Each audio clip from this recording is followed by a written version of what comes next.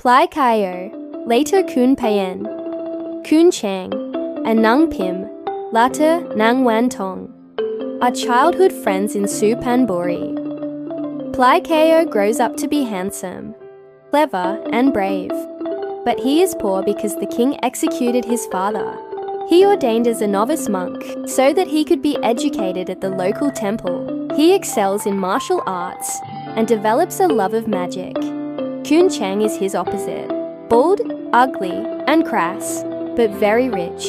By the age of 16, Nang Pim is the most beautiful girl in Suphanburi. She meets novice Plai Kayo at Wat Palai during the Songkran festival, and they have a passionate courtship. But Khun Chang is also smitten by Pim and tries to win her through his wealth.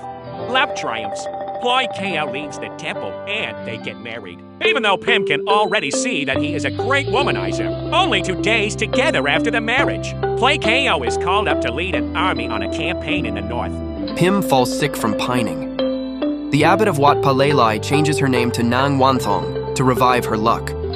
Khun Chang takes the opportunity of Plai Kayo's absence to spread rumors that Plai Kayo has died in battle and tempts Wanthong's mother with his wealth. Wanthong's mother consents to the marriage. Wanthong resists at first, but soon comes to enjoy a comfortable life and an attentive, faithful husband. Meanwhile, Plai Kayo wins a magnificent victory in the north and returns with his new fame as a great warrior. He also returns with a new wife, Lao Tong, who was a prize of the battle. The king gives him the title Khun Phaen. When he reaches Suphanburi, he sees what has happened and commands Wanthong to return to his household. Wanthong and Lao Tong have a jealous quarrel. Things don't work out, and Khun Phaen departs for Kanchanaburi, and Wanthong stays with Khun Chang.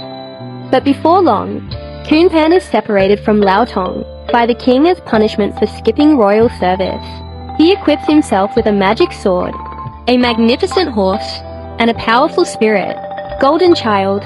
Then he comes to Suphanburi and kidnaps Wanthong from Khun Chang's house in the dead of night. They flee deep into the forest, but Khun Phaen kills 2 royal officials sent after them, and so becomes a wanted man. When Wanthong becomes pregnant, he decides to give himself up. At the trial, he clears himself, but then angers the king by asking for the return of his second wife, Lao Tong. He is jailed. Wanthong visits and looks after him, but then Khun Chang captures her and takes her back to his home. Then she gives birth to Plai Ngam, a son with Khun Phaen. Khun Chang is jealous of Khun Phaen's son and tries to do away with him by abandoning him in the forest. He survives, but Wanthong decides to entrust Plai Ngam to a monastery. However, a while later, Plai Ngam runs away and is brought up by his grandmother in Kanchanaburi. Khun Phaen suffers in prison for many years.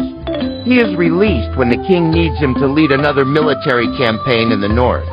His adolescent son, Plai Ngam, joins him on the campaign. Plai Ngam starts to follow in his amorous footsteps by winning the hand of Samala, the beautiful daughter of the governor of Phichit. Khun Phaen is again victorious in battle.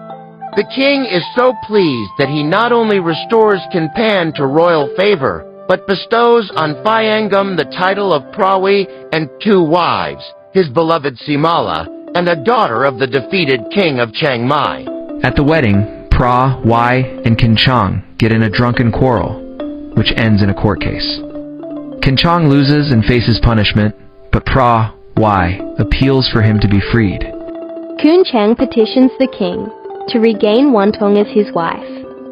At the hearing, the king insists that Wanthong cannot have 2 husbands and must choose between them. But she cannot because each has meaning for her in different ways. The king loses his temper and condemns her to death.